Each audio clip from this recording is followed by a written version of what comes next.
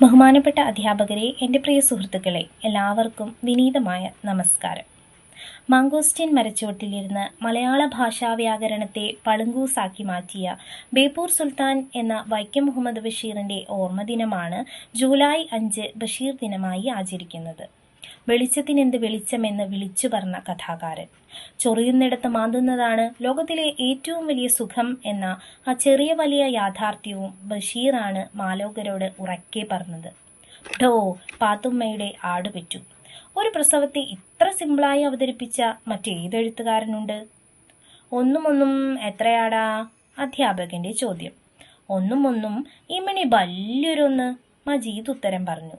രണ്ടിടത്ത് നിന്ന് ഒഴുകിയെത്തുന്ന നദികൾ ചേർന്ന് ഒരു വലിയ നദിയാകുന്നതുപോലെ 2 ഒന്നുകൾ ചേർന്നാൽ ഇമ്മിണി വലിയൊരൊന്നാകും.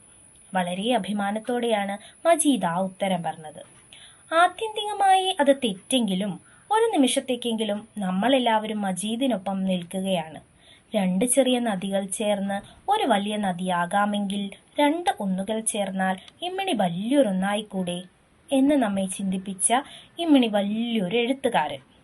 1908 ജനുവരി 21 കോട്ടയം ജില്ലയിലെ വൈക്കത്തിനടുത്ത് തലയോലപ്പറമ്പിലാണ് ബഷീർ ജനിച്ചത്.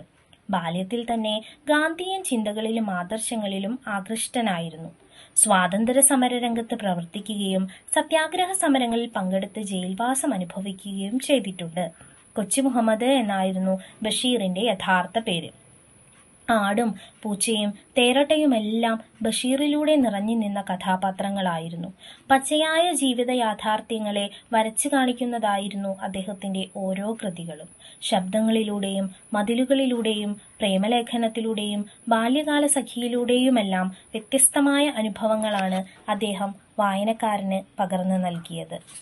ഭൂമിയിലെ എല്ലാ ജീവജാലങ്ങൾക്കും തുല്യമായ അവകാശമാണുള്ളതെന്ന ആശയമുയർത്തുന്നതായിരുന്നു അദ്ദേഹത്തിന്റെ ഭൂമിയുടെ അവകാശികളെങ്കിൽ പാത്തുമ്മയുടെ ആടിൽ അക്കാലത്ത് നിലനിന്നിരുന്ന സ്ത്രീകളുടെ പ്രശ്നങ്ങളും ദുരനുഭവങ്ങളും പങ്കുവയ്ക്കുന്നു. ആധുനിക മലയാള സാഹിത്യത്തിൽ ഏറ്റവും കൂടുതൽ വായിക്കപ്പെട്ട എഴുത്തുകാരിലൊരാളായിരുന്നു വൈക്കം മുഹമ്മദ് ബഷീർ. എല്ലാവരെയും ഉൾക്കൊള്ളുക എന്നതായിരുന്നു അദ്ദേഹത്തിന്റെ ഓരോ കൃതിയുടെയും മർമ്മം. നാരായണനും മജീദും സുഹറയും എട്ടുകാലി മമ്മൂഞ്ഞുമെല്ലാം അദ്ദേഹം തുന്നിച്ചേർത്ത് ജീവൻ പകർന്ന കഥാപാത്രങ്ങളായിരുന്നു. 2ാം ലോക മഹായുദ്ധത്തിന്റെ തീവ്രത മലയാള സാഹിത്യത്തിൽ അവതരിപ്പിച്ച കൃതിയായിരുന്നു ശബ്ദങ്ങൾ. ബഷീറിന്റെ ഭാഷയിൽ പറഞ്ഞാൽ ഘോര പീരങ്കി ഉണ്ടകൾ തെറിക്കുന്ന ശബ്ദങ്ങൾ. അദ്ദേഹത്തിന്റെ സാഹിത്യത്തെക്കുറിച്ച് MN വിജയൻ മാഷ് ഇങ്ങനെയാണ് വിശേഷിപ്പിച്ചത്: കാടായി തീർന്ന ഒറ്റമരത്തിന്റെ ആത്മകഥയാണ് ബഷീർ സാഹിത്യം. ബഷീറിന്റെ സാഹിത്യത്തെ ഇംഗ്ലീഷിലേക്ക് വിവർത്തനം ചെയ്തുകൊണ്ട് റൊണാൾഡ് M. ആഷർ ഇങ്ങനെയാണ് അദ്ദേഹത്തെ വിശേഷിപ്പിച്ചത്: തന്റേതായ എഴുത്തിന്റെ ശൈലി കൊണ്ട് തനിക്ക് ചുറ്റുമുള്ളതിനെല്ലാം ജീവൻ പകർന്ന മാന്ത്രിക എഴുത്തുകാരൻ. അതെ, ബേപ്പൂർ സുൽത്താൻ. എനിക്ക് വട്ട് തന്നെയാണ്, സമ്മതിച്ചു.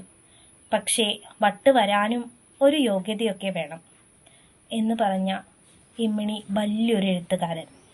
1994 ജൂലൈ 5 ലോകത്തോട് വിട പറഞ്ഞ മഹാനായ എഴുത്തുകാരനെ സ്മരിച്ചുകൊണ്ട് ഞാൻ നിർത്തട്ടെ. നന്ദി.